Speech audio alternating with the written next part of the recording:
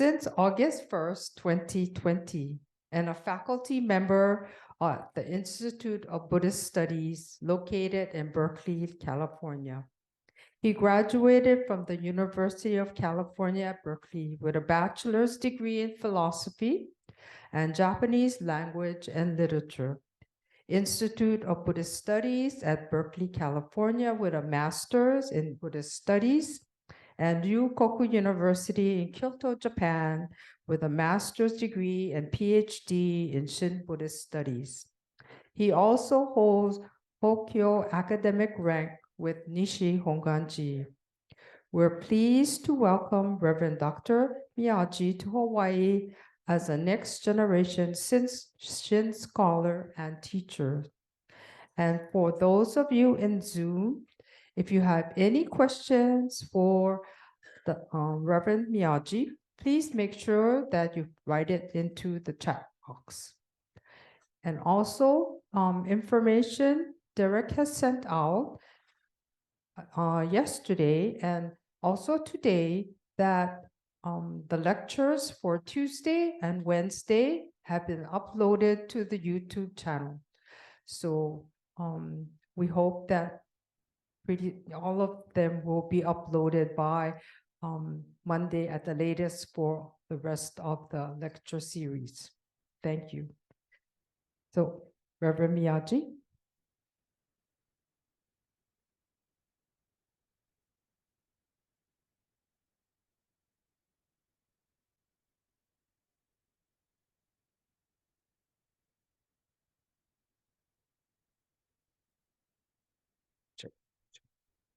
Okay, so good evening, everybody. I'd like to get started. Please join me in Gassho. Namo Amida Butsu. Namo Amida Butsu. Namo Amida Butsu. Great, thank you very much. So today I'd like to talk about, let's see, what's in my notes here? Tannishō and the Matōshō and Tannishō, two works that were kind of written that discuss kind of the times that Shinran Shonin lived in, and some of the kind of concerns that were going on and the issues that were happening at that time that he was alive. So these letters that he has written within the Matōshō are a little bit more kind of accessible in terms of like how the doctrine might be applied into kind of the societal issues at the time, as well as the Tannishō, which is not a work that's written by Shinran himself, but it is believed to be Yuyan, one of his students, that kind of wrote these down as addressing some of the kind of concerns surrounding some of the predominant issues that were involved with the Jodo Shinshu kind of school of thought at the time. But before I jump into those two, I'd like to kind of recap some of the main topics that were discussed yesterday in the lecture there, just to kind of give a brief overview and review of what I covered, and then so today's lecture might take some time before we get into that portion.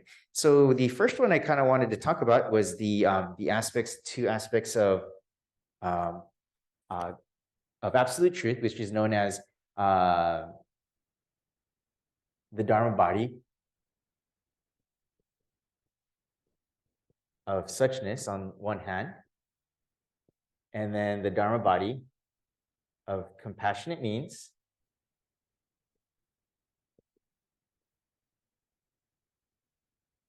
and then this would be known as Nishu Hoshin. Nishu Hoshin ですね。右辺だった。Nishu. Okay, and then that these were two aspects of the one reality. So as I mentioned, I've done this diagram a number of times. If we have this this box of oneness that we would call, then on the other hand, that world of formlessness would come into the world of form where the Mida Buddha and the Pure Land, and then that then gets directed to the person of blind passions. who would otherwise not have this access to this world of oneness. So this access to this oneness happens through the conduit, through what we know as form, the world of form. Amida Buddha, the Pure Land. Okay, so I should write that here, Pure Land. And then here, this arrow actually signifies here the Nembutsu. Okay, that kind of breaks through the shell and has us awaken to this world of this one reality. Okay, another point that I talked about last night was the issue of Futaiten.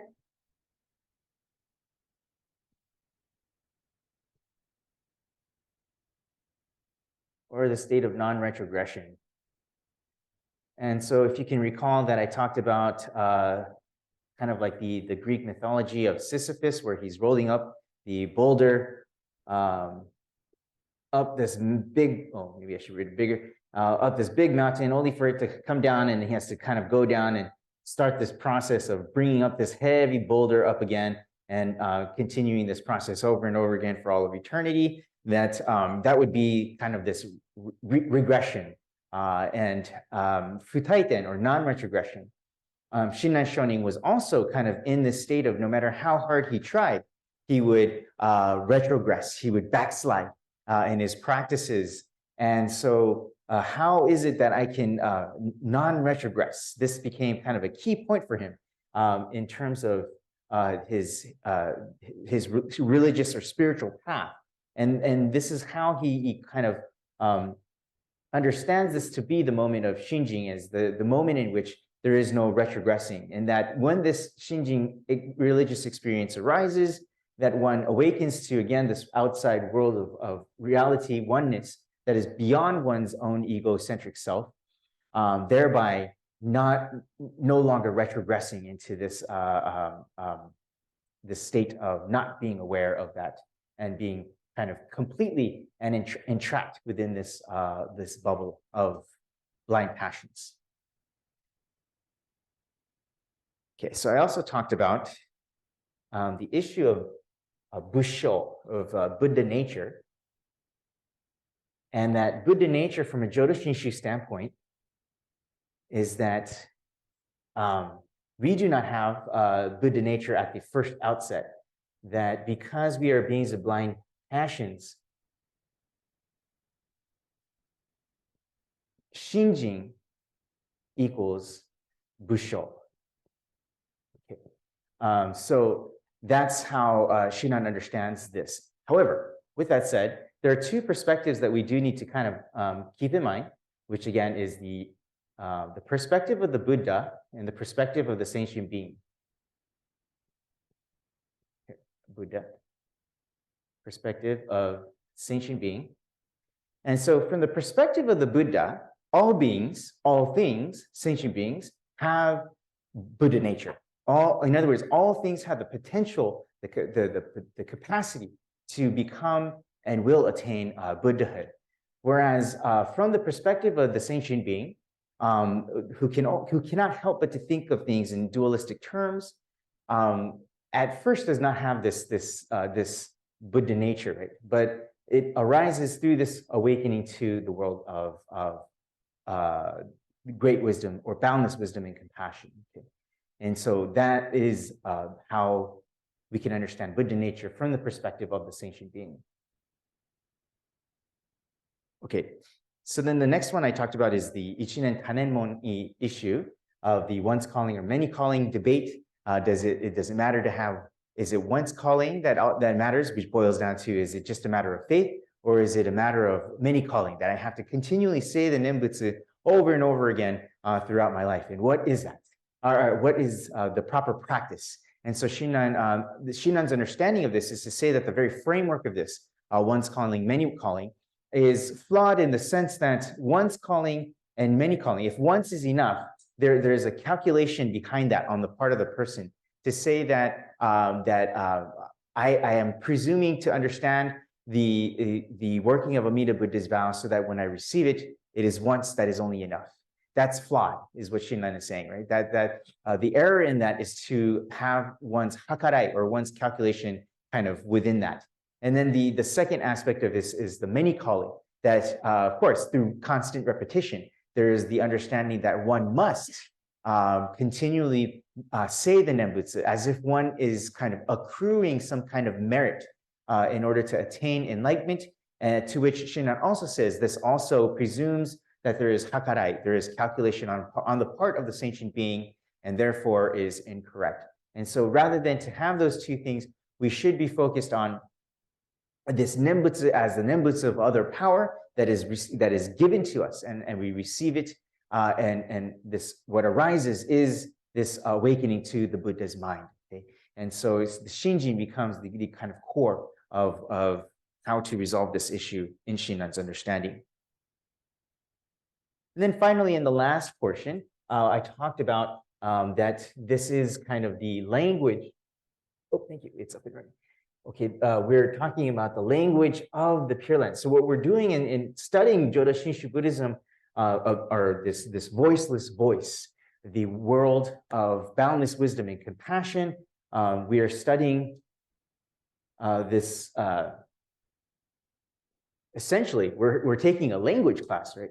What we are studying is the language of Jodonese, for lack of a better word. And so what we're learning is the language of the Pure Land. How do we speak the language of the Pure Land? How do we learn this vernacular that is not spoken in the way that is normally spoken, like Japanese or English or any of these languages, right? How do we understand the language of Jodonese? And for that, I'd like to kind of talk a little bit about what that can mean. So, this is a very hard language to study. It's very hard, but it's, it's hard because we do too much thinking behind it. There's too much calculation. There's too much contrivance on our end. So one of the things is I went to Japan as an exchange student. I was there for about 9 years, 1 year in Tokyo. And 1 year in Tokyo, I was 20 years old. And at 20 years old, you can imagine the amount of fun that it would be to go to another country. And one of the things that I learned is how to drink, right, over there. And that was one of my greatest hobbies of being in Japan.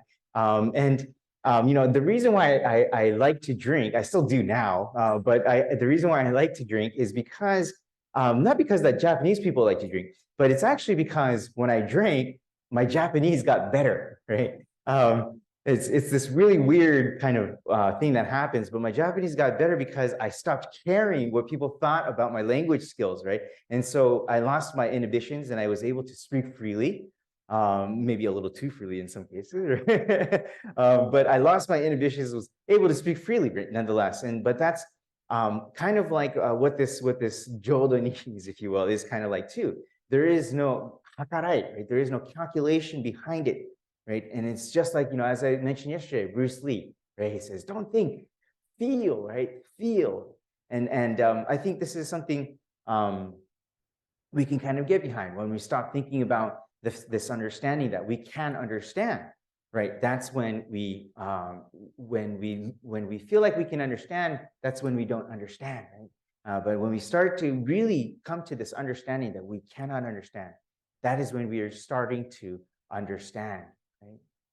And it's not like this fake kind of like, oh, I'm not understanding to try to, feign this like humility, right?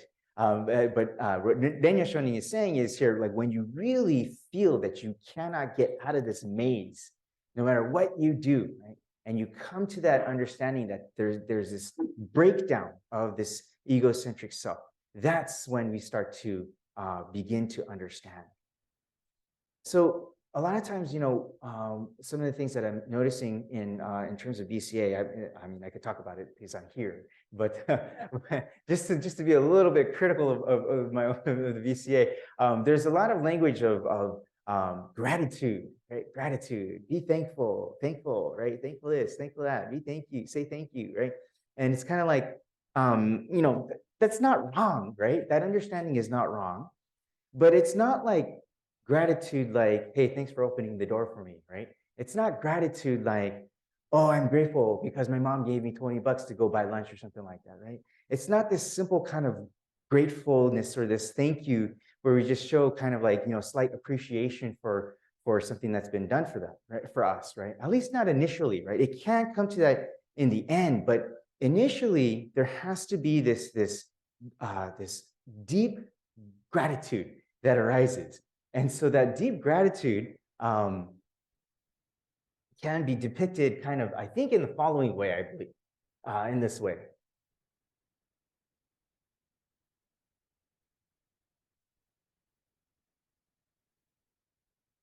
Let's see. So let's say we're trying to push this rock. There's a rock here.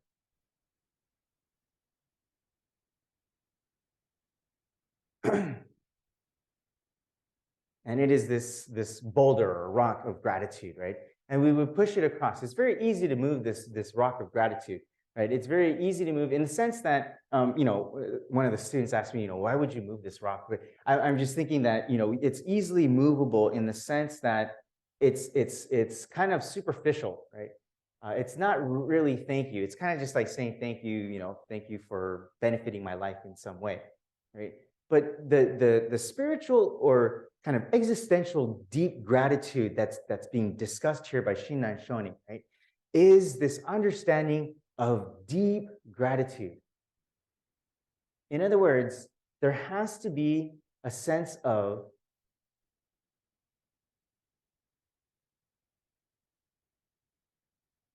shame or self-reproach, for lack of a better word. I know that shame has a lot of baggage to this term, but there's maybe another word is self-reflection, okay? Honesty of one's self, one's true nature. Another student of mine mentioned the word melancholy. At any rate, it is this idea of the awakening to the limited nature of this self. Again, in terms of compassion, Shinran talks about the three kinds of compassion: sho, chu, dai, and this sho is like towards other people. Chu is towards other things, and dai is altruistic. But this is what I want to focus on: this altruistic dai. Okay, this great compassion, this is what he's referring to Amida Buddha's great compassion, but he's referring to these two as humans, but that he doesn't even have this. He doesn't even have sho compassion, right? And which is to show his kind of brutal honesty with himself because of the Buddha Dharma. Reflecting on the mirror of the Buddha Dharma, he sees his true naked self as he is, right? And because of that, he awakens to this sense of shame, this sense of self-reproach and self-reflection. And but it doesn't end on this self-deprecating note, right? Again, with that sukui no te, with the hand that grasps him, that scoops him up, he realizes all the more that he is embraced, grasped, never to be abandoned. And for that, he has this sense of deep gratitude. And this rock of deep gratitude becomes immovable when you try to push it, right?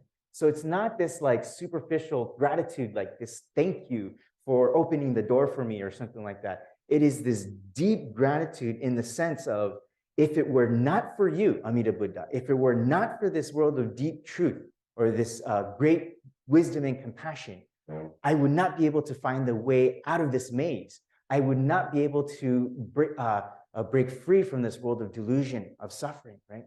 So, or breaking free from this straitjacket, if you will, right? And that's kind of what Shinran Shonin is talking about. It's a total difference between thank you and Namo Amida Butsu. My thing is, if thank you is Namo Amida Butsu, then why would we need Namo Amida Butsu? Why don't you just say thank you then, right? They're two totally different terms, and so that's something that I'm trying to kind of harp on a little bit more at the Dharma talks on Sunday services and within the BCA. It's not to say that gratitude is wrong, right? It is, because when we have this, then it does become this sense of going again, because of that pyramid thing that I showed you. We re-engage with society. We do become grateful for people opening the door for us, or for people who do nice things for each other and donating to charity and these kinds of nice acts, right? It does become that, showing gratitude for that. But the basis the basis has to be this, right? And from this spawns our re-engagement with society, right? And that's kind of what's key here. Okay. That's kind of one of the things that I wanted to point out.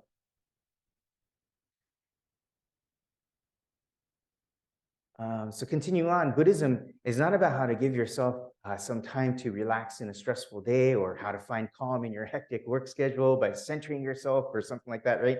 That's not the purpose of Buddhism, right? Many magazines and advertisements would like you to believe that, right, about Buddhism. And what they're doing is they're just picking and choosing what they want and taking out the religious part of this religion. Buddhism is a religion, right? It is a religion. You know, it's more profound than what is being portrayed out in popular media and popular culture. The statue of the Buddha is not some art piece that people put in the gardens or on a coffee table or as a decorative art in some retail shop.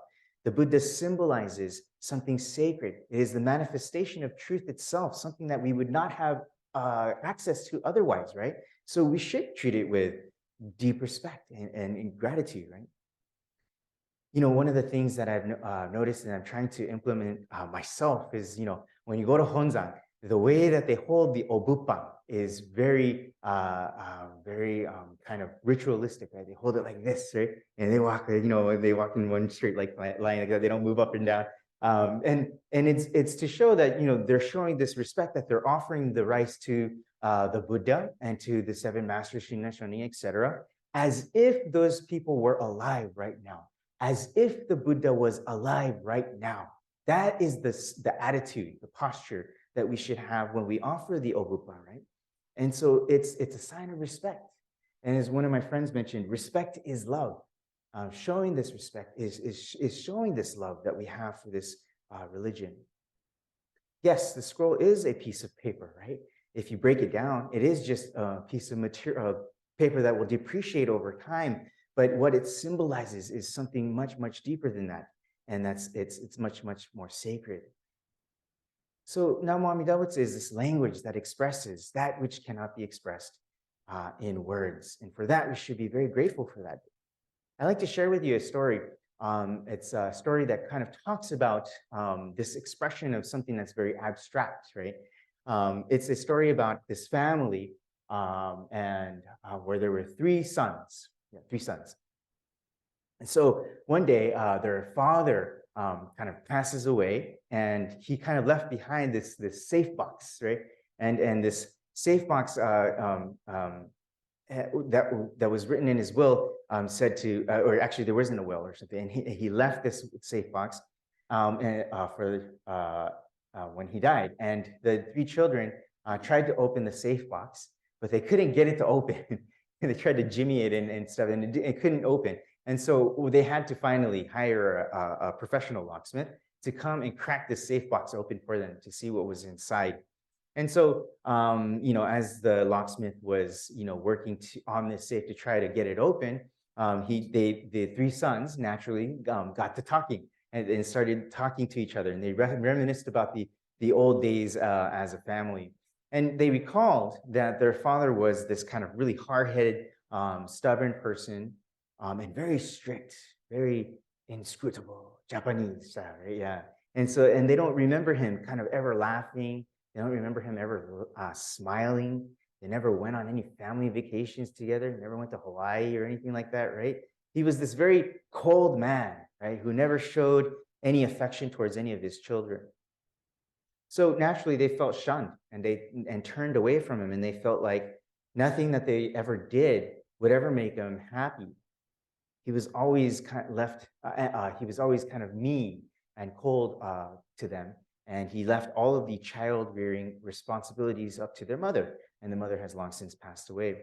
So they really grew to kind of hate him, despise him, and resented him for treating them with such neglect, and you know, not having the childhood that they felt that they deserved. So together they began to speculate what was in the safe. And the youngest son, said there's probably a lot of money in there, right?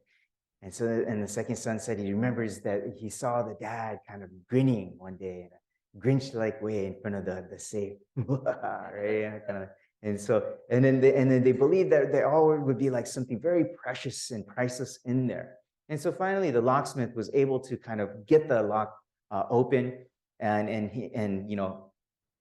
he says, I opened it up, and then the eldest son was feeling very excited of what would come out of that safe box. So what would come out of there? What do you think would come out of there? Would it be like a Rolex watch, or maybe like a golden nugget or something like that?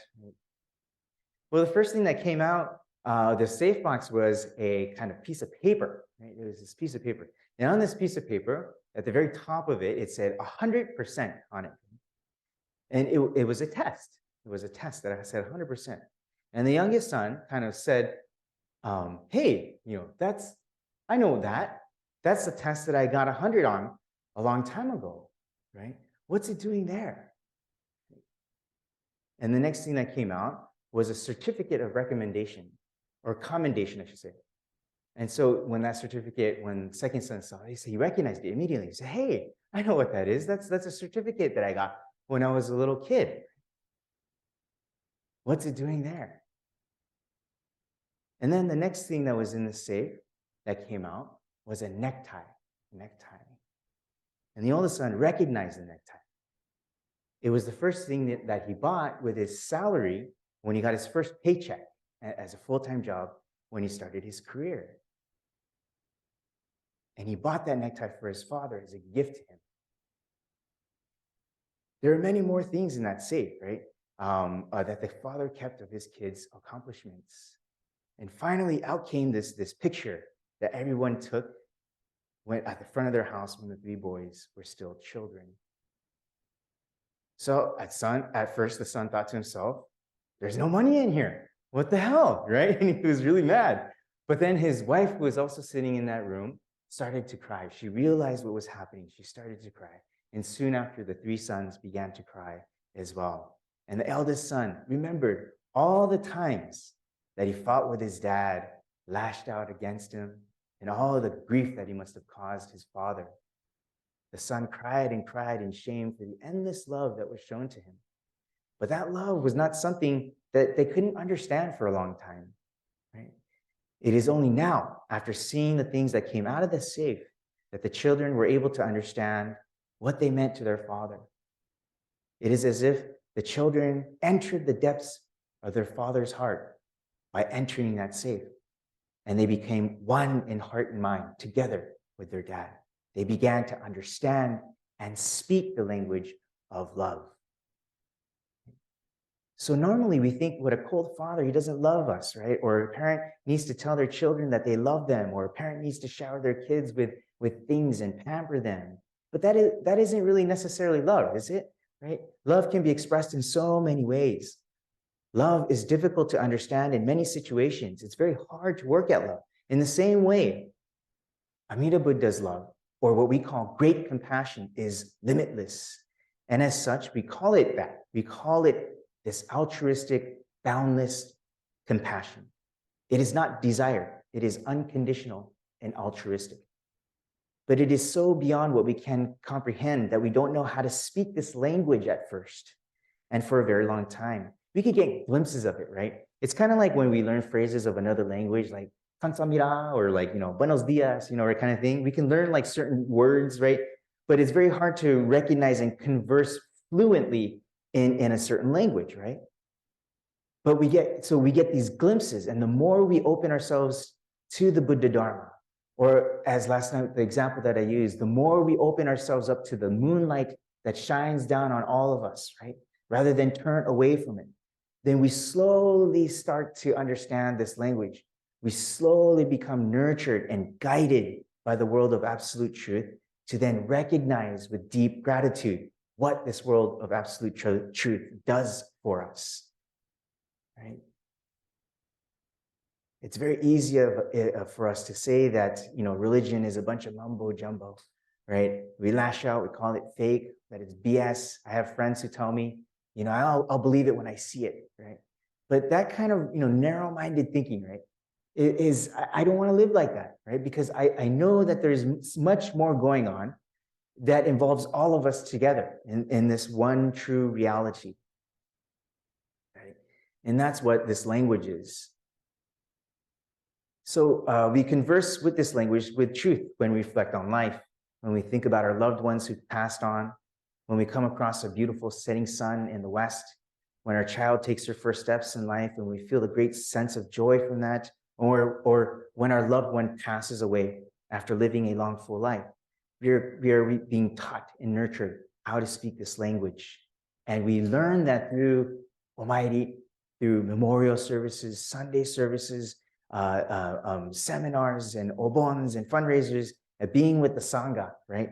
And those are the times that we are learning about this great language of the Jodonis, this language, the voiceless voice of the Pure Land. And so that's kind of how we can understand what I mean here about this deep gratitude, but also that we are being taught this language of the Pure Land. Okay, so with that then, I'd like to kind of pivot over to today's kind of talk, which is the Tannishō and the Tannishō. So maybe we can go over to the first slide here. Or the next one, sorry. Okay, so the Tannishō is a compilation of Shinran's letters compiled by Kakunyo's second son, Jikaku, in April of 1333. And many letters focus on doctrinal problems that arose among Shinran's followers in the Kanto region after his return to Kyoto. Lamp for Latter Ages, which is Tannishō, was compiled as a collection of statements of the teaching that directly addressed and clarified vital issues. So the 22 letters, 15 are fully dated, the earliest on being in 1251 when Shinran was 70 years old. So again, a lot of these shorter works that I've discussed are towards the end of his life, coming towards the twilight of his life. The last one is dated 1262 when he was 90. And these letters give expression to the final developments in Shinran's spiritual evolution. The disciples in the Kanto area who had received the teaching directly from Shinran founded religious centers called dojo, and each became a leader of a gathering of followers. Was there a comment? Okay, let's go to the next slide. So following Shinran's return to Kyoto, the dojos gradually fell into confusion. Conflicts arose between dojo leaders, and between the years of 1249 and 1256, a variety of conflicting views surfaced among the Nembutsu practitioners. The government had to intercede on a few occasions, and many dojo leaders and followers sought answers directly from Shinran through correspondence, while others made the long journey to Kyoto, as is mentioned in the Tannishō. And the people who received letters from Shinran regarding matters of doctrine treasured them as the direct teaching of their master. Hence, they were copied and recopied and handed down to posterity. We go to the next slide. Okay, so I'm going to jump over from the background of the Tannishō to the background of Tannishō because they're very kind of intertwined. And then later I'll talk about some of the key concepts that come up in both of them. So this title in English is known as A Record and Lament of Divergences from True Shinjin. So this explains Shinran's thought and also on misunderstandings of his teaching that circulated among followers in the period immediately after his death. And so the intention of this work is to rectify the misunderstandings that were starting to take hold after the time of Shinran's death, which is why it's lamenting the divergences or the deviations from the teaching that Shinran had taught. And that is what Yuyan is compiling here. From Tannishō, it is clear that misunderstandings and misinterpretations of Shinran's teachings were taking place. Some of these misunderstandings involved intellectual discussions, others about moralistic actions. Some were concerned with doctrinal matters, while others were concerned with practical aspects of the teaching. Okay, you can go to the next slide. So disciples of Shinran in the Kanto region were not satisfied with the mail correspondence, and so many of them set out to talk to him personally and went to Kyoto. Also, this is the time that Zenran was kind of fomenting further misunderstandings, Zenran being his first son, who was sent by Shinran to the Kanto region to kind of quell and answer many of the misunderstandings that were taking place. This work is believed to be compiled by one of Shinran's scholars, Yuenbo, although this is not confirmed. Yuenbo lived in the village of Kawada in the Kanto region, and he died in 1290. Other theories suggest the writer of the Tannishō to be Nyoshin, who was Shinnan's grandson and Zennan's son, or Kakunyo, the great-grandson of Shinran by way of Kakushinni. Okay, suffice it to say that Yuenbo it is believed that he wrote the Tannishō, but it's not kind of definitive. All right, next slide. So this work may have been composed several decades after Shinran died, up to about 25 years after Shinran's death, at which time Yuan passes away. Yuan was a loyal disciple of Shinran and a very well-versed and educated person. He decided to compose a work that would address the main problems that were taking place at the time he was still alive. His criticism was very direct, and his tone was authoritative. However, rather than to approach these problems as if to try and win an argument, his writing is one of feeling sorry for those who are being misguided. And it is for this reason that Yu Yan laments the divergences from Shinran's proper teaching. So let's go on to the next slide. So this is written in katakana mostly. It's very accessible to the broader Japanese audience. And so I remember one of my teachers telling me, like, the sentences is written almost kind of poetic, to the point where it's pretty obvious that Shinran did not write this. And so that's kind of what my teacher told me. And since the end of the Meiji period, this text has been the subject of a vast number of books and articles. I'm sure many of us were kind of more familiar with the Tannishō first than any other kind of work that Shinran was written. It's sometimes referred to as the razor scripture, Kamisori Shōgyo. The razor edge of its logical cuts well in skilled hands, but is dangerous otherwise. So there's reasons for that. And so there are a number of kind of counterintuitive type of language that's spoken here. One of them, and I'll read them. No evil can obstruct the working of Amida's primal vow. I have no idea whether the Nembutsu is truly the seed for my being born in the Pure Land, or whether it is the karmic act for which I must fall into hell. Even a good person attains birth in the Pure Land, so it goes without saying that an evil person will. That's a famous one. And know that every evil act done, even as slight as a particle in the tip of a strand of rabbit's fur or sheep's wool, has its cause in past karma. All right, so we'll go to the next slide. So these controversial and often paradoxical statements must be read seriously and critically, and they need to be understood in their full historical and religious context. The Tannishō was not widely read until the 1900s on, and for 6 centuries after it was written, the Tannishō was a book buried to the world. So we're very grateful that it's out now, that we were able to kind of study this text, regardless of the fact that it was not written by Shinran's hand. I have an aunt who is part of the Takadaha, and she told me that in the Takadaha tradition, they don't read the Tannishō, or they don't emphasize it as strongly as the Hongwanji, both Hongwanjis do, because it's not a text written by Shinran himself. Okay, so we'll go to the next slide. Okay, so let me just stop there for just a second. Let me see if there's any kind of questions regarding this. This is basically the historical context in which we've kind of laid it out, right? Okay, oh, wow, what? Okay, so what we'll talk about here is the notion of the licensed evil. So the problem of licensed evil is getting worse in the Kanto region. Certain people believe that with strong faith, one would not suffer the consequences of any evil act. And this distortion gave rise to the heresy of licensed evil, which is also known, I guess it happened in Christian history as well. And there's even a term for it known as antinomianism.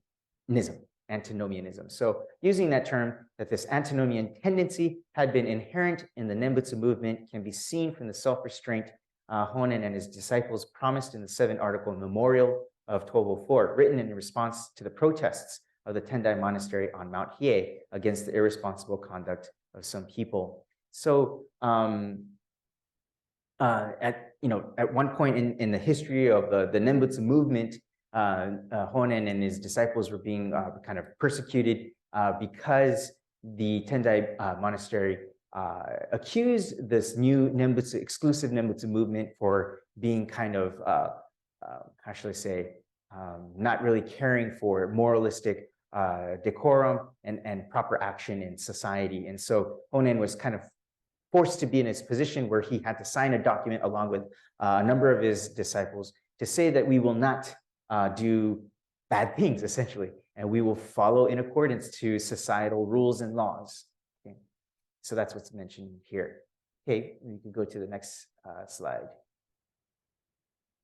Okay, so for Shin Buddhist ethics, Shinran does not tell Shin Buddhists how they should act, or that by failing to act in a certain way, they will somehow be forsaken or kind of barred from Amida Buddha's great compassion.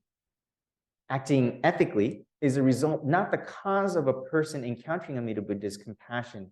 Oh, is a result and not the cause of a person. So what this is kind of saying here is, if I could draw your attention to the difference between the word result and cause. So ethics is not something that we do as a way to attain birth in the Pure Land. Ethics is something that we do with the awakening of this boundless wisdom and compassion, that we naturally want to try to act ethically, or we try to think about how to act ethically as a Jodo Shinshu Buddhist. Okay, so there's a number of caveats there that it gets a little bit tricky, because if I say I am, in my mind, acting ethically as a Jodo Shinshu Buddhist, and then I say, that's why you have to act in the same way, that's where problems start to kind of arise, right? And so because it's everybody's kind of karmic past, karmic background is different, right? So it's very kind of hard to determine what is the collective Jodo Shinshu response to a certain social issue, to a certain kind of incident that happens in our history. That's what makes it a little bit tricky in the history of Jodo Shinshu Buddhism. The individual must take it upon him or herself to figure out what would be the most appropriate action to take in a given situation. And this approach, however, is a double-edged sword. On the one hand, there is this freedom. On the other hand, there is this great responsibility and burden, right? And so a lot of times, people say that, it's great that, or, what is it that a Jodo Shinshu Buddhist does, right? But I think on the flip side to that, there's this great freedom that we have, right? That we were able to think about and what it is to be a Jodo Shinshu Buddhist, right? But sometimes, and this is just my speculation, what people want from religion is just tell me what I need to do. just make it easy for me, okay? I will pay what you need me to pay in tithings. Just tell me what I need to do to tell myself, so that I could tell myself I'm a good person, right? And Jodo Shinshu takes that and throws it out the window, right? And says, that is not what religion is supposed to do, right? What you're supposed to do is think about for yourself what it is that you need to do to live an appropriate life where you can look at yourself in the mirror every day. That's what Jodo Shinshu ethics is, right? But it takes a lot of time to do that, right? And there's this famous YouTube video that I saw recently. Ain't nobody got time for that, right? And so we got things to worry about, like raising our kids and picking up and taking them to soccer practice. We got things to worry about, like going to get the groceries and making dinner, and thinking about where we're gonna how we're gonna save money to buy a house and these kinds of things, the mortgage and car payments and these kinds of things. We don't have time to think about salvation, what's going to happen about afterlife and these kinds of things, right? And so that's why there's this burden that's kind of that we sense that's very heavy, right? Or this great responsibility that's placed on us. But I think the flip side to that is to see it as more of this freedom to think about what it is that a Jodo Shinshu Buddhist does, right? And I think that in that sense, it should be more uplifting, right? If anything, rather than this great burden. So that's something that I would like for us to kind of maybe think about as Jodo Shinshu, one of the values of the Jodo Shinshu Buddhist ethics might be. And so with that, I think I'll take a little break here and stop. Are there any kind of questions or thoughts on this? Do we have any questions from the audience?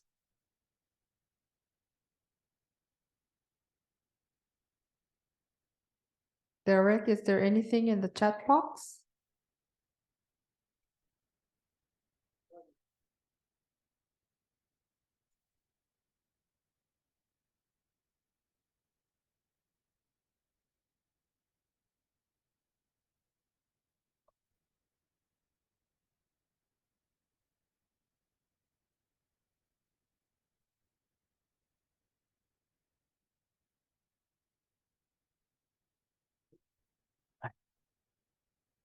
Let me go ahead and address this one really quickly here. From the perspective of lay members, is that accurate to understand that the Nembutsu is not limited to say thank you, but rather it is the result of receiving, awakening, resonating of Amida Buddha's primal vow in my life?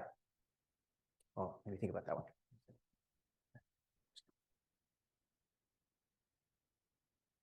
Yeah, I would say yes to this. Yeah. Right.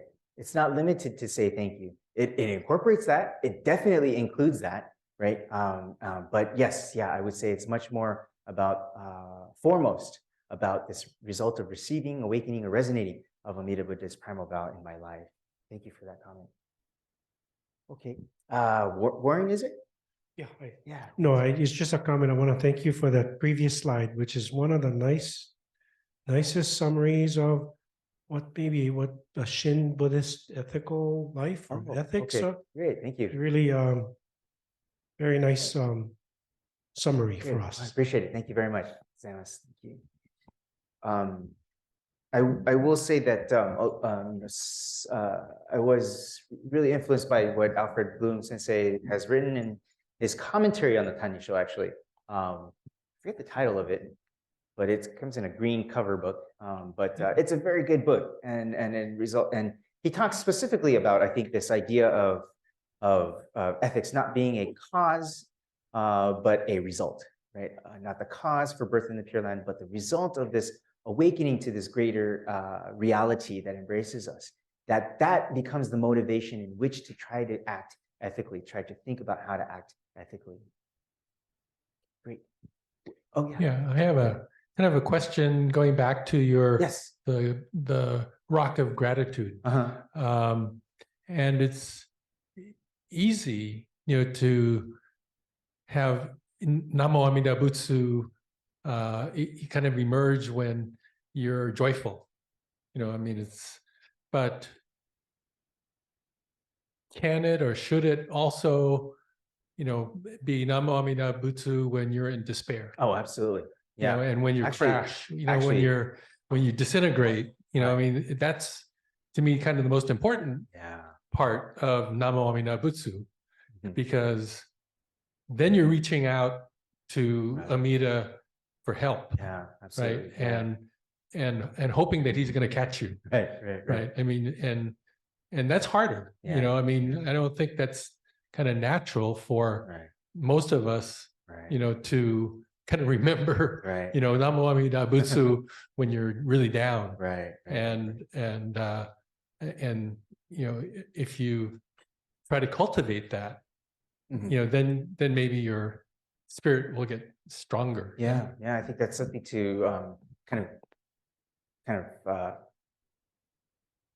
I don't know how to say it. Yeah, cultivate, I guess you could say, is to remember that's those in those times of great need and kind of desperation, that those would be the times in which to kind of reach out to this teaching. Yeah, thank you. There's examples of both Shakyamuni and Shinran, where Shakyamuni, crashed when he was an ascetic, and he was in despair. Yeah. And Shinran when he was a Rokokudo, in despair. And those are the times when your faith or entrusting, really matters. Yeah. So, Thank you. that's, and that's that recognition of your bombu, your, shame, all the negative stuff. Yeah. Yeah. Okay. Thank you. Yeah, Barbara Sensei.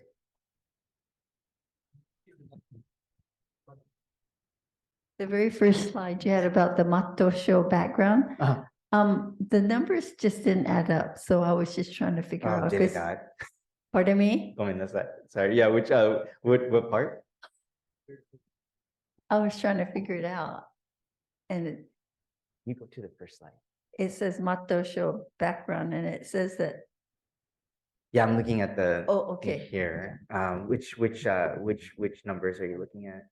Well, you had that, when he was 70 years old in 1251. Uh-huh. And then you said when he was 90 in 1262. Yeah. Which one? Oh, yeah, that one there. So am I not using my brain correctly? Oh.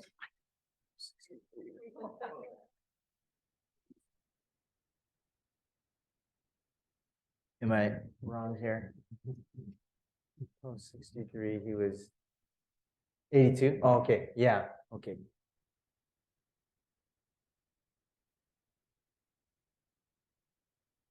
Okay, yeah, that is incorrect. I don't know why that put that in there. I will fix that slide. 73 till 63. Yeah. すいません. No, he should be 78 here at his then. 1251 when Shinran was 78. Yeah. Yeah. 1263 when he was 90. Yeah. Okay, thank you. I'm going to change that slide. Thank you.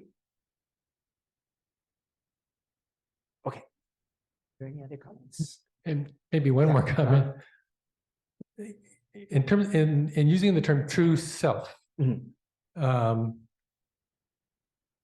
I think our Shin Buddhist, I mean, it's kind of like Nembutsu. There's a Shin Nembutsu and there's a Shin true self, kind of thing. And I think in most commonly, like in kind of Western society, in America, true self, people think of themselves as being good guys. Yeah. Whereas in Shin Buddhism, we kind of recognize that, we're flawed, Right. And we have to deal with that. Yeah. And I think also maybe in many other Buddhist paths, it's like, my true self is Buddha nature. I'm a good person, because that's kind of natural that you want to be a good person. Right. So I think in your context, many times, it's maybe important to distinguish. We're talking, the Shin way, because it's kind of opposite of many other things. And we talk about, Pure Land Nembutsu, and then Shin Nembutsu.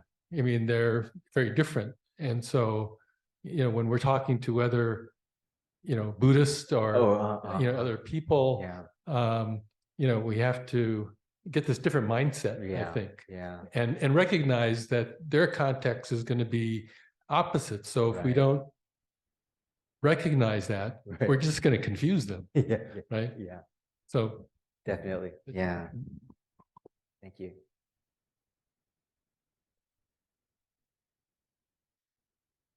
There is a question from the chat box. Somewhere in the Tannishō, there is something on doubt, faith in Amida's wisdom and compassion to save all sentient beings.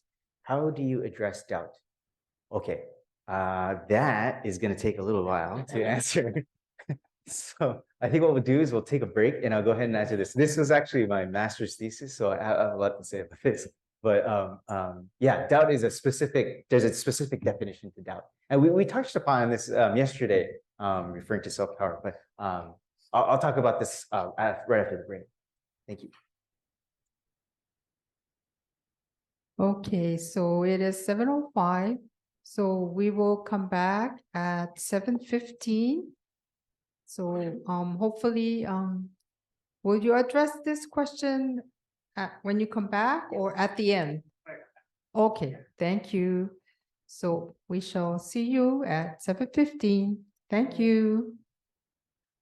Okay, welcome back to the second half of the fourth day of our summer session.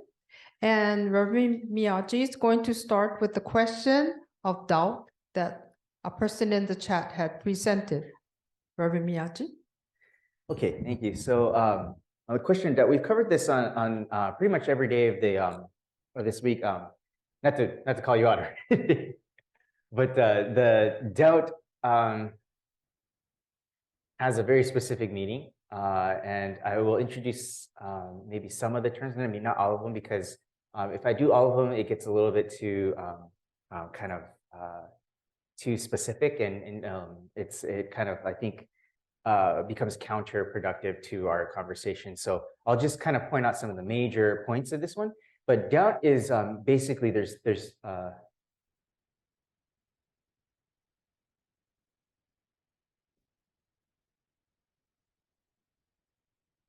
oops.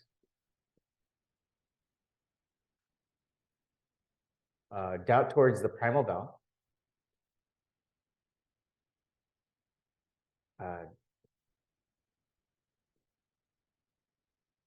And then that's one. And then two is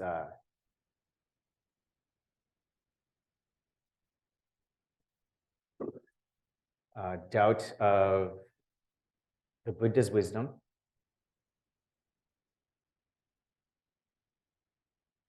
And then number three, which is probably the most relevant to our discussion here, is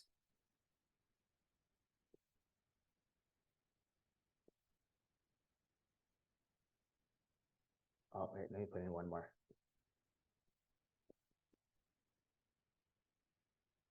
Calculation. These are interchangeable terms with the term doubt. And so it's not doubt as in I doubt whether I'm going to win the lottery tomorrow, or I doubt whether my date is going to show up to this Friday or something. You know, that kind of doubt is known as blind passions, and that's a different issue of doubt that won't go away. But this doubt of towards the primal vow, or doubt of the Buddha's wisdom, self-power, calculation, these are all interchangeable terms with the term doubt. This can be negated. The doubt of the blind passions that I talked about earlier just now, about, you know, like doubt of whether the sun is going to shine tomorrow, those kinds of things, that doubt won't go away. That doubt will always remain. But this doubt is a separate doubt that Shinran kind of talks about specifically.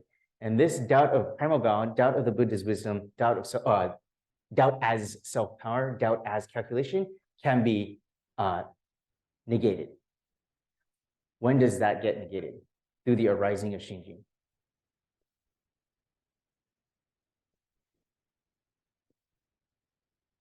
So when we no longer can doubt the efficacy of or the truth of the principle of the boundless wisdom and compassion, that is when our doubt has been negated, and that's the arising of Shinjin. So in other words, yesterday I talked about Eshinni-sama, when she talks about in her letters that Shinran went 100 days, come rain or shine or come what may, that's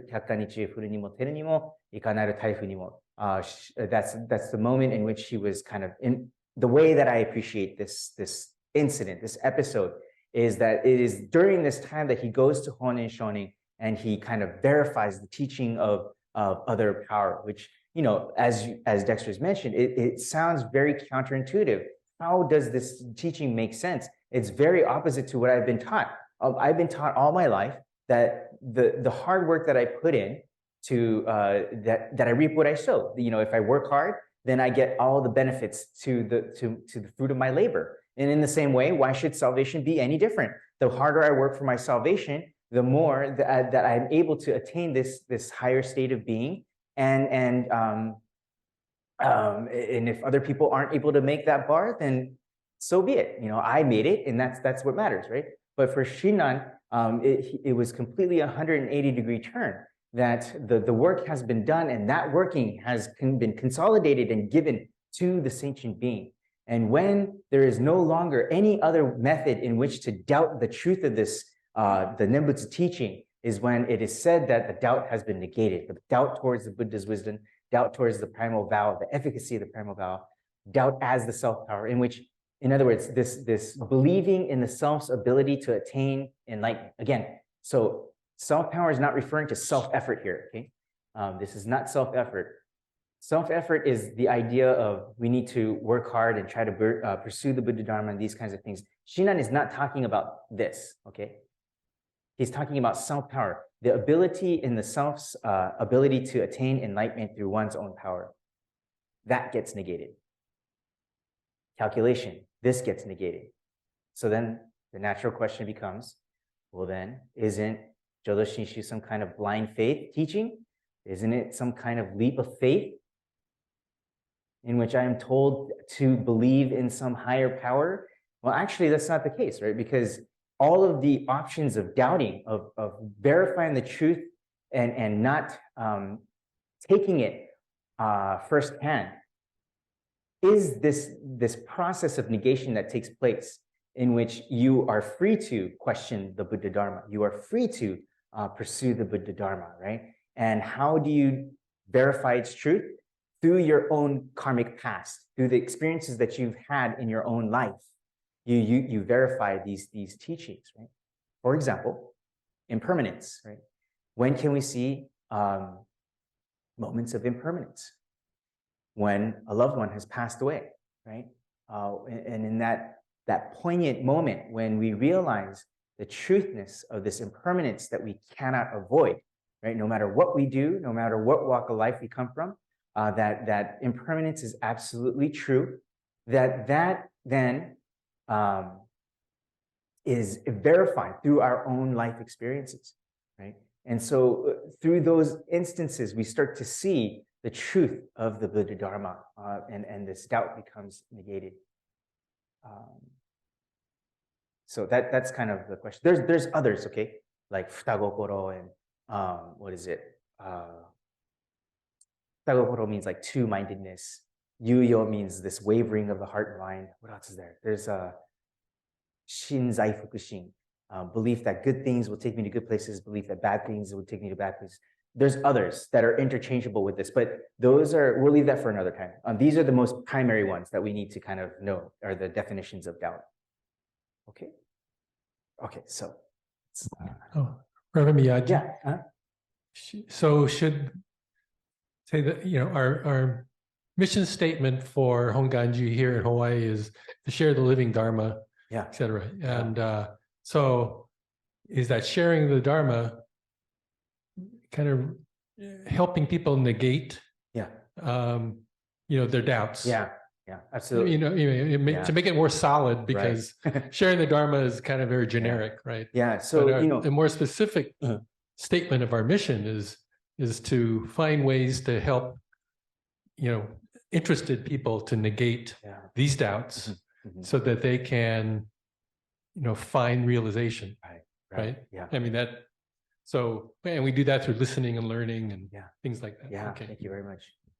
You mentioned a number of times that you have a ko, that you had the ko. So that's what Daniel Shuning was. That's the original kind of intent behind those, is to verify and discuss with each other, what Shinjing is and the content of that Shinjing, what that means in my life, how does that play out in my life, and these kinds of things, and being very frank with our questions, being frank with our doubts, being frank with our kind of honest feelings, like, oh, I don't know, is that really true? The kind of thing, that kind of thing. And in these group settings, in these group discussions, that's how they become effective, right? Yeah. Sometimes I feel that that's kind of what's missing, right? And I definitely for our church, we don't have these kind of small group intimate settings in which we have a chance to kind of be frank and people can, because a lot of the Dharma messages are, frankly, they're one way, right? Conversations, and through discussions, they become two-way, and, it becomes, clear that, the minister doesn't have all the answers, right? And the minister too is, living life, right? And trying to ask these questions as well. And so we could bounce these questions off of each other and come to kind of verify the veracity of the Buddha Dharma. That piece needs to kind of be there, I think, in some way, shape, or form. And that's kind of maybe perhaps what's missing in our temple kind of services and things right now. Okay, thank you. So I guess we'll move to chapter 3 of the Tannishō, which talks about the case of the evil person. And so we'll talk a little bit about this evil person.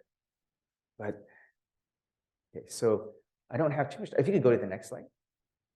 So even a good person attains birth in the Pure Land, so it goes without saying that an evil person will. So let me read that one more time. Even a good person attains birth in the Pure Land, so it goes without saying that an evil person will. And so for in the interest of time, maybe I will not read this, but suffice it to say that this is chapter 3 of the Tannishō, which talks about the issue of the evil, quote unquote, evil person. Okay, and so I'd like to talk a little bit about that. So the evil person, if you could go to the next slide. There are 5 things that are characteristics of Shinran's teachings. The directing of virtue from the primal vow. Shinjin is the sole cause for birth in the Pure Land, Shinjin Shōin. Entering the stage of the truly settled while in this life. Birth in the Pure Land is attainment of Buddhahood, right? But then this 5th one, evil person is the primary object of Amida salvific activity. This becomes kind of, these 5 characteristics are hallmark of Shinran's teachings. Of these 5 points, the last one is explicitly clear in the Tannishō. And so to begin with, then Zen, or the good, refers to actions that bring peace and happiness onto oneself and onto others. On the other hand, Aku refers to those actions that bring unhappiness onto other and oneself, or evil. Okay. Furthermore, the ultimate good, when there is no more suffering because all blind passions have been extinguished, is nirvana. The person who has done this is the Buddha. The opposite of this would be someone who will continually suffer in ceaseless hellish existence. And Buddhist scriptures talk in great detail about these, but essentially the Vinaya, or the kind of monastic code, are the sets of actions that protect one from these hellish existences. So if you followed the monastic code, the precepts, you would then avoid these hellish existences. You would be essentially doing good. Okay, and that's the general kind of formula for what good and evil was in Buddhism. Okay, let's go to the next slide. So let's go to the second bullet point here. Bonbu, or ordinary person, is someone who continues to transmigrate in birth and death because of one's blind passions. Okay, let's go to the next slide. So Akunin Shoki, let's go to the second bullet point here. Evil person does not refer to the person who commits ethically wrong acts that causes suffering onto others, although that is part of the meaning involved. But rather, the broader definition refers to the person who is unable to break free from the world of delusion because of one's incessant blind passions. So in other words, it is referring to the existential condition that all sentient beings are bound within. In this context, even good acts that are intended to enable one to eventually break free from suffering are still considered quote unquote evil acts, right? Because they're still founded on one's egocentricity. It is precisely this person, the sentient being who is hopelessly caught in the realm of birth and death with never a chance of emancipation from suffering, who is the primary objective of Amida Buddha's salvific working.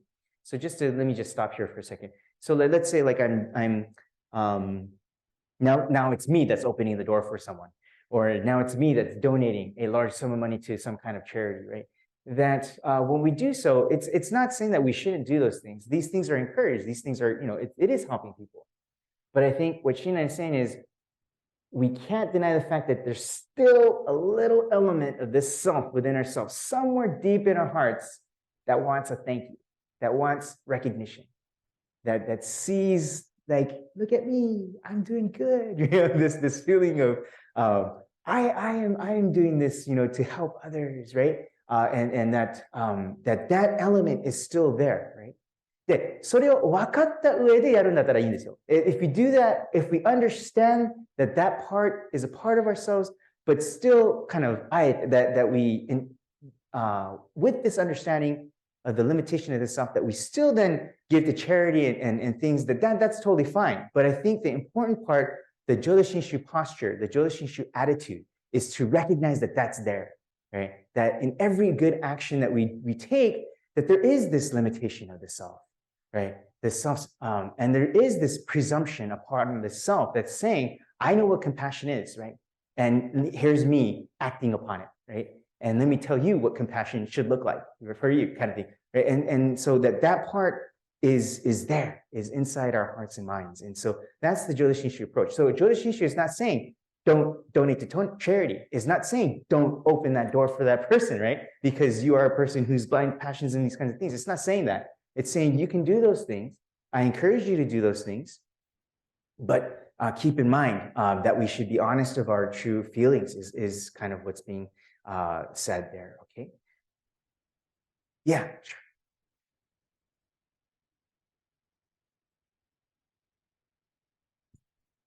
So what you're saying is that there's a little bit of narcissism in all of us, and that we have to recognize that. Yeah. So if we could go to the next slide. I'm running out of time, so I'm trying to pick and choose what I should talk about here. Okay, we could go to the next slide. Okay, so in the Kyogyo Shinsho, at the very end of the chapter on Shinjin, there's Shinran defines what the 5 grave offenses are. And so there are, I don't mean to confuse the matter, but there's 2 sets of 5 grave offenses, okay? And so Shinran is very specific what he means by the evil person. And that's something I want to just point out here, just very quickly.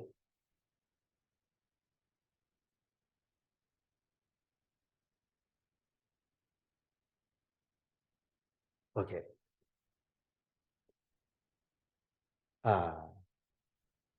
Gogyaku. And then there's Daijo.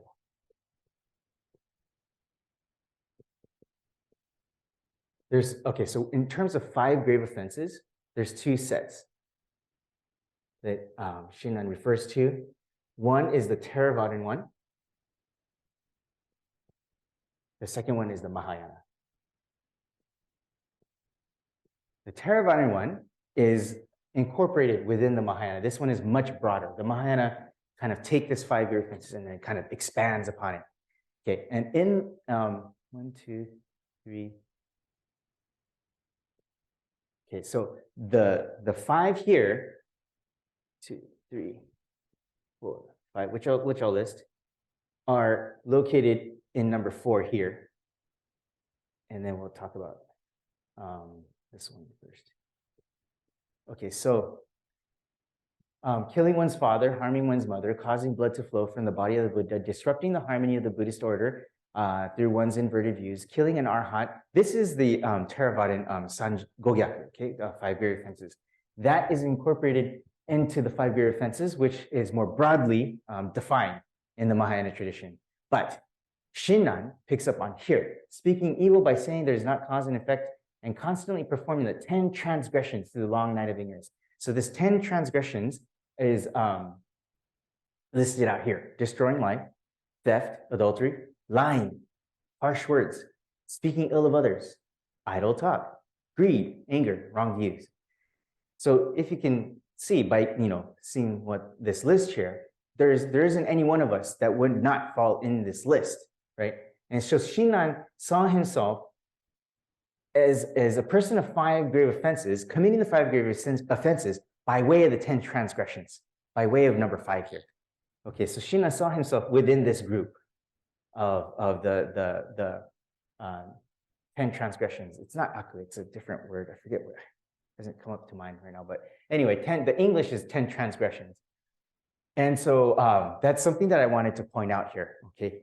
Because so just to show you that there's a very specific meaning behind evil person that Shinran had, and that this is where it is. And this is where he's pointing that out. Okay, are there any questions here so far? Okay, because at one point in the letters in the Mattosho, he says those who commit the 5 grave offenses of the Sanjo, we should stay away from. He said, don't sit next to them. Essentially is what he says, right? So basically, what we can gather from that, what we can surmise from that letter is saying, don't do these things, is what he's saying, which is killing one's father, harming one's mother, causing blood to flow from the body of the Buddha, disrupting the harmony of the Buddhist order through one's inverted views, or killing an arhat, which he accuses Zendan of doing, right? Harming one's mother. Zenran says that Ishini is not his real mother and says that he's birthed by another mother, and kind of and Shinran takes that as him harming his mother and disowns him after. But in the letters, he says that we should stay away from those who commit the 5 grave offenses by way of this sanjo. Okay, and so kind of indirectly we can see that as him saying, admonishing, don't do these things. Okay, but this specific one of the 10 transgressions is referring to essentially the human condition, because what person doesn't lie or say harsh words and things like that, right?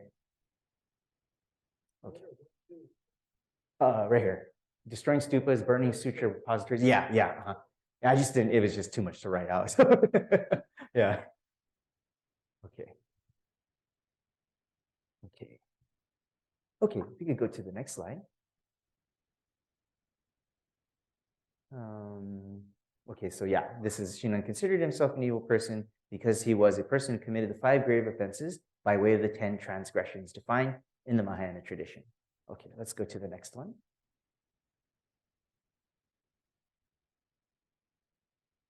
We should stay away from those who commit the Theravada definition of the 5 grave offenses. Let's go to the next slide.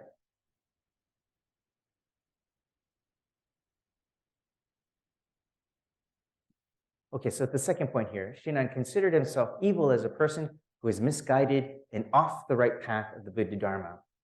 Okay, so it's kind of like, let's say you, I use Waze a lot right now, especially right now here in Hawaii. You're trying to get to a destination or a restaurant, right? And you kind of purposely go the opposite way, right? You're not going the way that it's directed towards you to tell you to go. It's kind of like what can be likened to this, right? That we are misguided and that we're going off the right path of the Buddha Dharma. It's important for us to recognize what Shinran means by evil. He doesn't mean evil in the sense of someone who wants to do harm and inflict pain onto others, although that's also kind of involved in that. But he means it in a more broader term. What he is referring to as evil is much broader in definition, where it means the individual who can't help but to think in terms of egocentricity. It is the worldview where this me is at the center of the universe. And that's what he's terming as evil. So it's a very specific definition. At first glance, when we see the word evil, a lot of people get turned off by that, right? I understand, I get it. But the reason why evil is translated as such is because, well, one, there isn't another word that's good enough for one. And then the other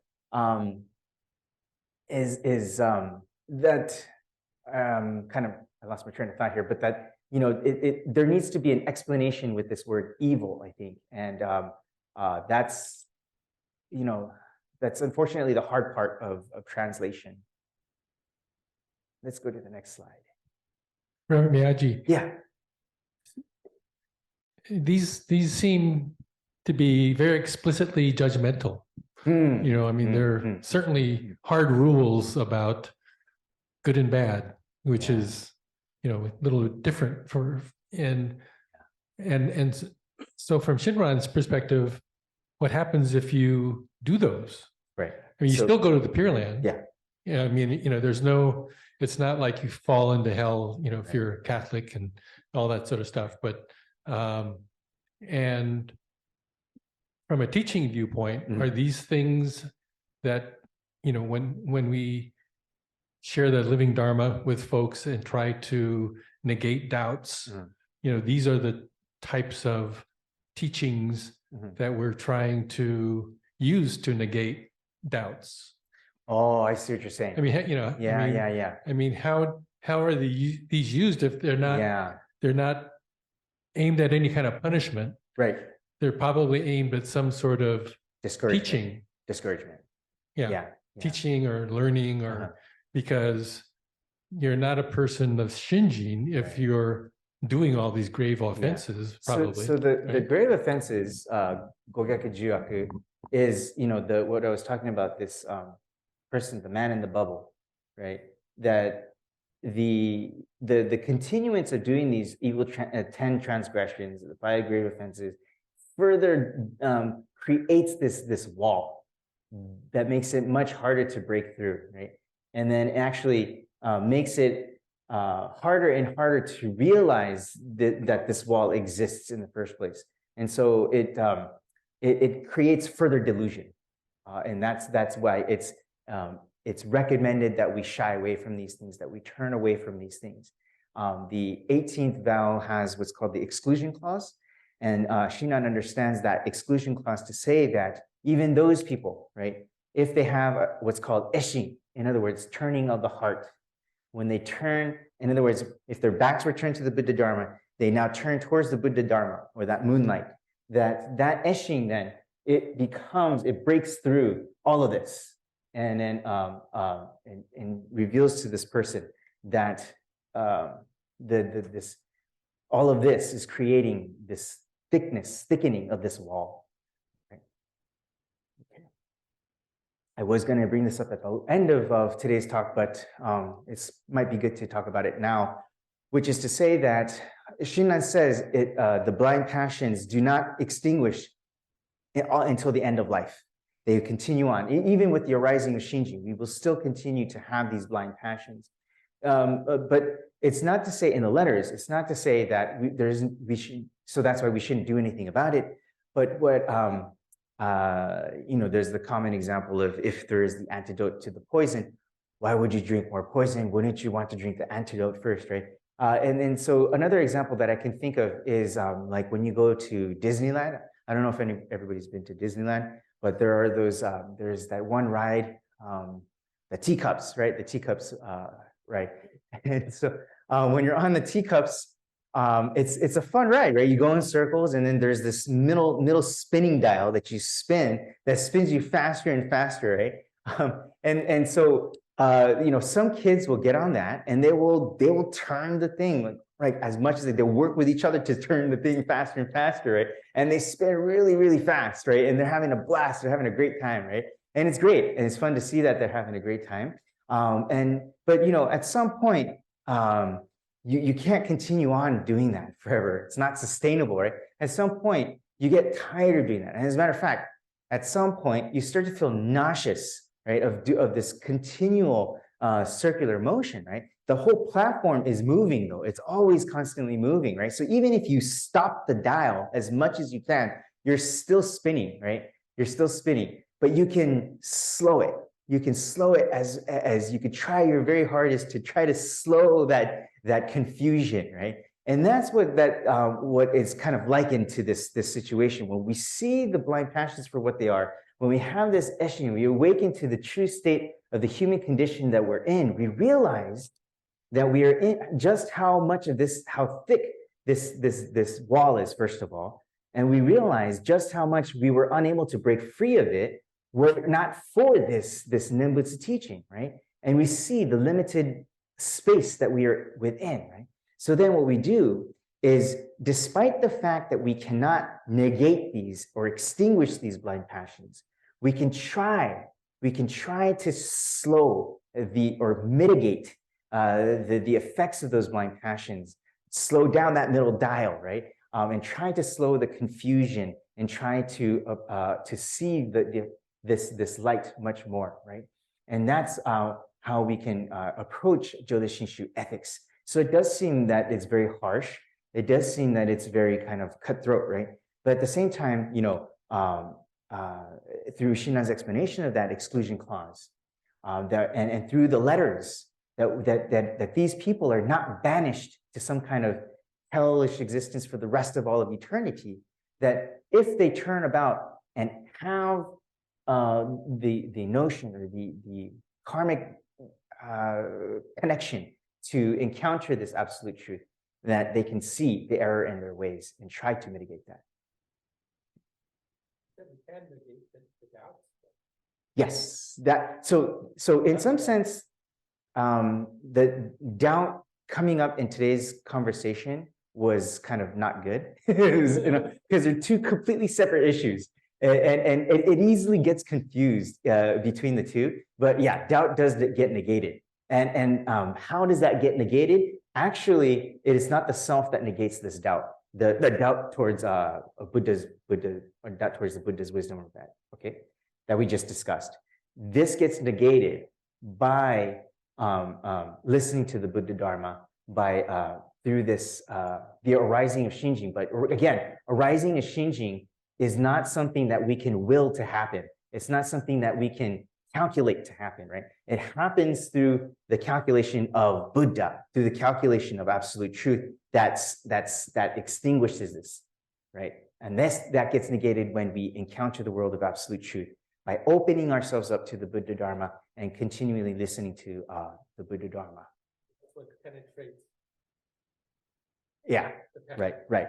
When this gets penetrated, then there is no more doubt, because we see this world of truth. That's what the term that's used is hareru. And hareru means it becomes like clear skies. It becomes illuminated instantly. And so that's what's meant by this doubt being negated. There is no other way to see it other than as such. And that's what doubt means, by being negated.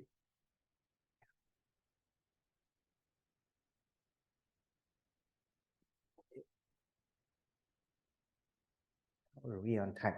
Okay, 5 minutes. Okay. There's one last thing I kind of wanted to point out here. Okay, we'll skip this slide. We'll go to the next slide.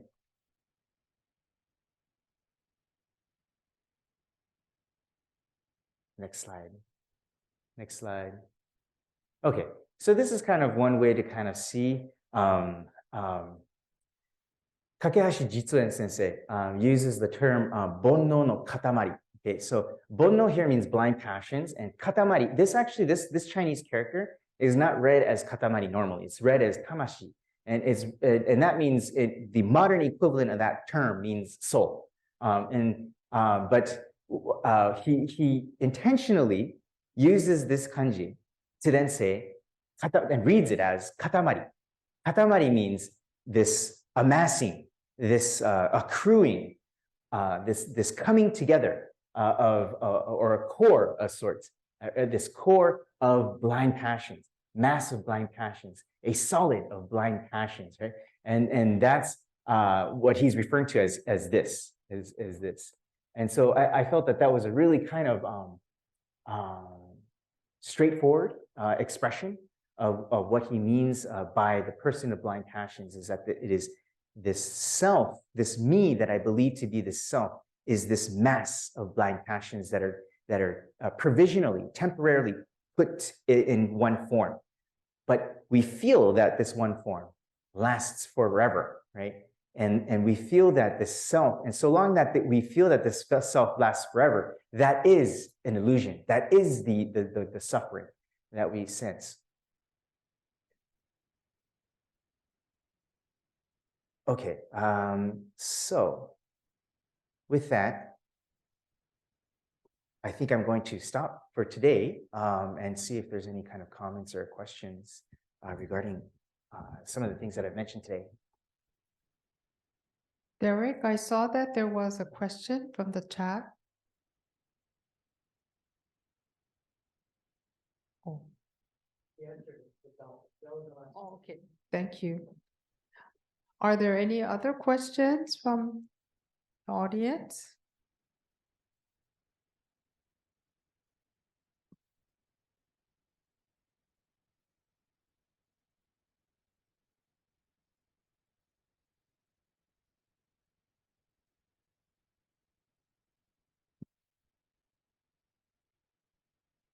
May I ask my foolish question? Oh, yeah, please. Okay. From what I have been hearing, each individual will walk their own path. It is not interchangeable with someone else. It seems to be a lonely path without others' advice or guidance. Should the reliance be strictly on the Nembutsu? I'm asking this because for several years, the theme for Hawaii Kyorang has been about the Sangha. And the three treasures also includes the Sangha. Therefore, how does the Sangha fit into the discussions we have been having for the last 3 nights, or Does my question fit into this discussion at all? Yeah, no, thank you very much. So the three jewels, the Buddha, Dharma, and Sangha, are key in our kind of nurturing or the cultivation of the self to final attainment of Buddhahood or birth in the Pure Land, as you will. So by the way, birth in the Pure Land and attainment of Buddhahood they're interchangeable terms, right? Let's see, Ojo Soku Jobutsu, that's the term that's used. Okay, so birth in the Pure Land is the equivalent as enlightenment. So there's interchangeable terms. So it seems like a lonely path, that are we to only rely on the Nembutsu only is the concern that because it does seem like based on the conversations that we've had in the past few days that there has been a strong emphasis on this self's engagement with the Buddha Dharma, but there are other terms that are used that haven't been mentioned here. One of them being Zenjishiki. That our Dharma teacher, which is discussed in the Contemplation Sutra, that there is someone who teaches and guides us to encounter the Buddha Dharma, right? And these things, or who help make it easier to set us up for this encountering. For example, let's say your grandma or grandpa in the mornings went to the Obutsudan and gave obupang, rice offering to the Buddha. And as a little child, you see this happening frequently and you have no idea why. Why is a wachan putting a small ball of rice in a box every morning, right? And you don't understand the significance. And you don't understand the significance until maybe like 50, 60 years later, when you recall that as a little child, oh yeah, Oji-chan or Ba-chan used to always put the obupang in front of the Butsudan. And like I'm starting to see now that that there was something to that, right? And what was that? What was the significance of that? And I guess it was the Obutsudan. So it was the Buddha, the statue of the Buddha. Why is there a rice offering to the statue of the Buddha? And then this begins the kind of questioning process of how to encounter the Buddha Dharma, right? So it is in those ways that the Zenjishiki, that there are people who are around us who are guiding us to slowly come to understand the Buddha Dharma. Whether they even realize that or not, I don't know, right? It could be a complete stranger who told you something, who taught you something about yourself, right? Let's see, I'm trying to recall of one story where, I mean, a lot of the times we expect something to happen, or it comes, these kinds of moments where we realize we're being nurtured or kind of guided happens in very unexpected places, and the reason for that is because when we want them to happen in these expected times, that's our calculation again coming into play, right? And when we're least expecting it, and we get punched in the gut, right? And it happens like it comes out of left field, where we're kind of made to look at the situation in a complete different way from before. And that kikkake, that person becomes our Zenjishiki, and that is discussed in the Contemplation Sutra, but in other places as well. Tannishō talks about this as well. We talked about the ko, these group gatherings where we discuss the truth of the Buddha Dharma, the veracity of the Buddha Dharma, the Shinjin, and these topics, these kinds of topics. That would be good to kind of continue on, right? And so in that sense, we're verifying these teachings through the Sangha, right? And it is also through the Sangha that we through the various human relationships, that there are conflicts that arise. There are times when we don't get along with people, and there are times where we do really get along with people. And there are times when we look at the overall situation and we think, oh, it was nice to be a part of that, right? That those are the moments in which we are also seeing the significance of the Sangha showing me and guiding me, the present Sangha, right, that is showing me and guiding me to the truth of the Buddha Dharma. So this is very much not a lonely path, actually. One of the things actually, I believe it was Harada Sensei or someone that was talking about this, that Jodo Shinshu was a family-oriented Buddhism, that it's actually the other traditions, the Buddhist traditions that are very kind of self-oriented. And so, you know, a lot of families find it hard, or a lot of adults find it hard to bring their children to sit there and do, you know, sitting meditation or whatever, right? But this Jodo Shinshu one is very family-oriented because it's everybody's that's welcome. And the target demographic is everybody from little kids to old people, elderly folks, right? And so in that way, then, again, here, there's a group setting, the collective whole. And Nen Yoshoni was a big part of, I think, creating that structure for the collective whole. He is the one who kind of popularized the services, and then and having these honko, right? Even though honko was done before, but it was, you know, through Daniel's kind of charisma that honko really starts to take off, and coming together to Kyoto at headquarters to observe honko once a year was a major kind of undertaking at the time that he was alive. That was a way of having these sangha, collective whole services in which we can participate in the Buddha Dharma. A couple weeks ago, we went to the Hoyo right in Kyoto, 850th, 800th, and the WB, World Buddhist Women's Conference convention took place. And, you know, in that Sangha hall, when everybody was singing, was it Ondok-san together, was it Shinshu Shuka, right? It was very powerful. It was so loud that, you know, it was just, it was amazing. It was very moving to be a part of that. And in the not Sunday service, in the morning services, well, they switched up the chanting, and so I didn't know how to chant. But you know, normally when they do the Shoshin and Wasan, right, it's very, you know, when you participate in it, you kind of lose your voice in that because everybody is chanting together, right? That also is the significance of chanting. That's what I wanted. That's what one of the main purposes of taking the group to Kyoto, to have them experience that. Because in the Sunday services, you know, it's like it's either me and like two other people chanting, right, and everybody else is like nodding off, right? But if you chant together, you really just have this sense of like losing your voice within this one voice. It's very beautiful, and ritual does have its place in our services. Chanting does have its place definitely in our services. So that's kind of something that I've noticed when I was thinking about how to answer your question. Thank you. Yeah.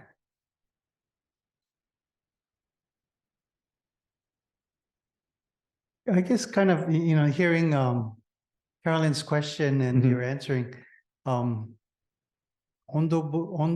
I'm trying to say it, Ondogyo, Yes. fellow That's travelers. right. That's the term. I mean, in this room, we each have our own path, Mhm. but we're here together Yeah. on the similar path in, Absolutely. you know, Yeah. in understanding our religion. Right. Dharma friends. Yeah.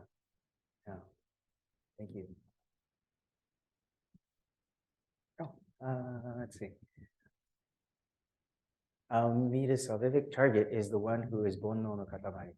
Yeah. Then deep gratitude spring up and generated my body to recite Nembutsu from my mouth. Arigatai heart to encounter this Buddha. Hazukashi, how shameful I am, Bonno no Katamari. Mottainai. It is too much for me. Much more than enough virtues I have received. Thank you very much for your lecture. Well, thank you very much for this comment. I'm very grateful for this comment. Thank you very much.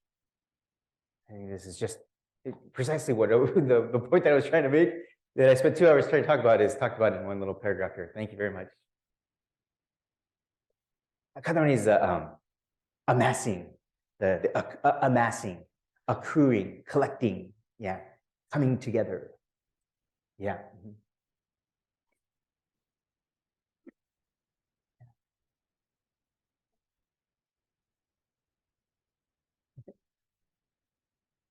Great, thank you. Are there any other comments or final questions?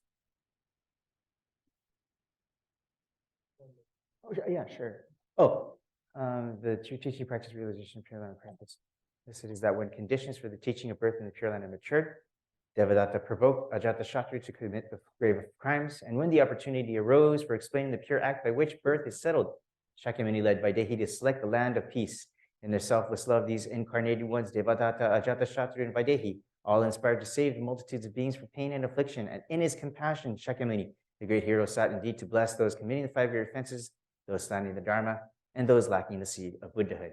We know, therefore, that the auspicious name embodying the perfectly fulfilled supreme virtues is true wisdom that transforms our evil into virtue, and that the diamond like Shinjin, so difficult to accept, is true reality that sweeps away doubt and brings us to attainment of enlightenment. So if you don't know that, this comes up at the, oh, I'm sorry, what do you think about how Shinran Shoni saw Devadatta?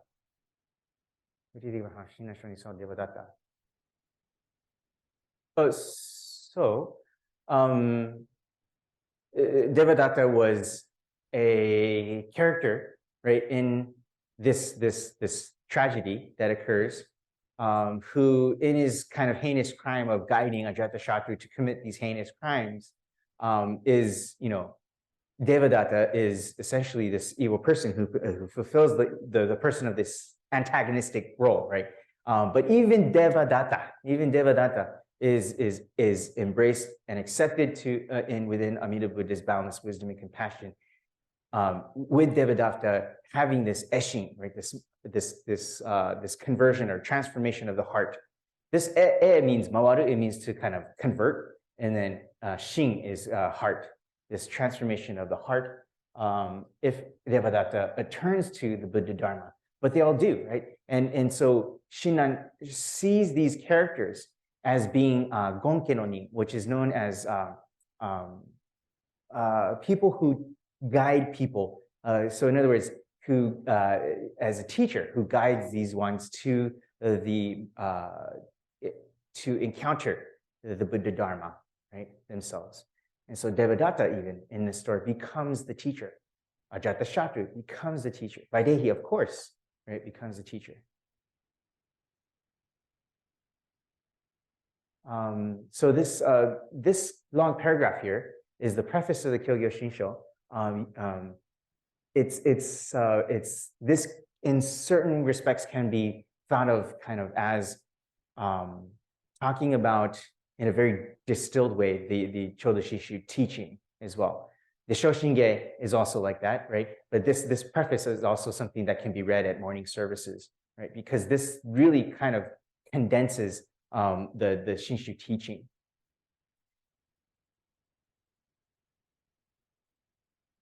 I don't know if that answered this person's question. Is that? I'm just commenting on it. Hopefully that did.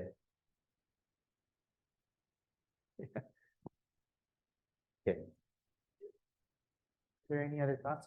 Yeah, I really appreciate the 4 nights, and you know we've been talking about Shinjin from the first night, you know, on to tonight. Yeah, and you know it's usually something that you know we don't talk about you know too much here in Hawaii because it seems to be so unattainable. Right. But Honen and Shinran seem to have attained Shinjin because of that episode where is Shinran Shinjin the same as as Honen's, right? And so is that like an example of like how Shakyamuni was able to escape the 6 realms? Honen and Shinran are showing the way for Shin Buddhists that we can escape at least our doubts, if not our blind passions. Right, absolutely. So that we should not see it as something that's impossible, until we die. Right. That kind of thing. And it's kind of a futile, quest. Yeah. I see. But we should be encouraged. Right. That at least those 2 guys made it. Right. And because I think most of our ministers would say, no, we can't. I haven't experienced Shinjin. That sort of thing. So. Yeah. And the different ministers will have their different answers to this question. My answer to this question is that you can say, I have Shinjin all you want, right? There's no problem in saying I have Shinjin. In my personal humble opinion, there's no problem in saying I have Shinjin. but that's kind of irrelevant to this issue, right? Because it's not about having something. It's not about you, making it yours and saying like, I have some kind of hidden treasure, right? That this is something that let me show you. Because the problem that happens is when we say that I have it, then we tend to then say you don't have it. Let me tell you what it is, kind of thing. And that's the attitude that becomes problematic. And so so then some ministers will then say it's just better than just to not even question it, not even say I have it or not, because it's just better just to avoid that, because that's what happens in the end, right? But in my opinion, I say like if you have this understanding, again, going back to what we said on the second or third day, right? It's not really about whether do I have it or do I not have it, right? It's a matter of, do I appreciate having Amida Buddha's boundless wisdom and compassion within my heart? Am I grateful for this teaching? And can I put my hands together in deep gratitude for this teaching that I have received? And that's kind of all that matters. Can I come to say the Nembutsu, right? In this deep appreciation for this life that I have received. And if the Nembutsu can come out, right? And then that's enough, right? That this deep appreciation for this life, because I've been able to encounter the teaching of Amida Buddha's great wisdom and compassion, that's enough. That should be the question, is whether I received that teaching or not whether I have Shinjin or not. The reason why Shinjin has to be discussed is, from Shinran's perspective, is because that's where the efficacy of the Nembutsu lies, right? How should I say?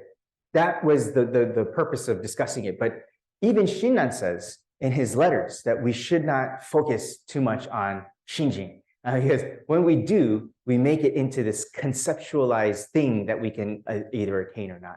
In other words, he talks about, jinen. He talks about jinen in the sense that if we talk about jinen too much, in other words, this world of oneness, if we talk about it too much, then we start placing our calculations on it. And when we start placing our calculations on it, the whole significance of this thing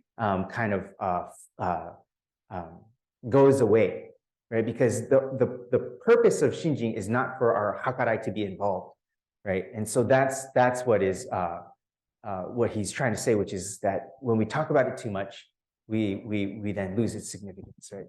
Yeah, and so. Is it too much to work on negating your doubts?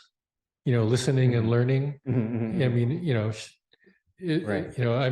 what's right? You're not focusing on Shinjin, but you're trying to, Right. develop, your understanding. Yeah, that's definitely encouraged, right? Yeah. And so,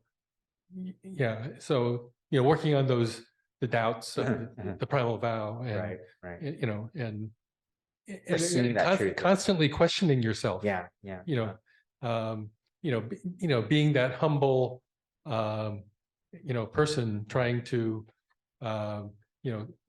work on your self-doubt, and that the underside of the big rock, Right. So it's, it's kind of like you're trying to improve yourself. I mean, that's, as a goal for our Buddhist education programs, Absolutely, and what we're trying to, to do, rather than just trying to teach the history of, Shakyamuni and the history of Shinran. Right. The message is, trying to help cultivate, insight and the light, that kind of stuff. Absolutely, yeah. I think that's not too much. Right. No. Right. I mean, that's not trying to focus on, attaining Shinjin. Okay. Yeah. Thank you very much. Yeah.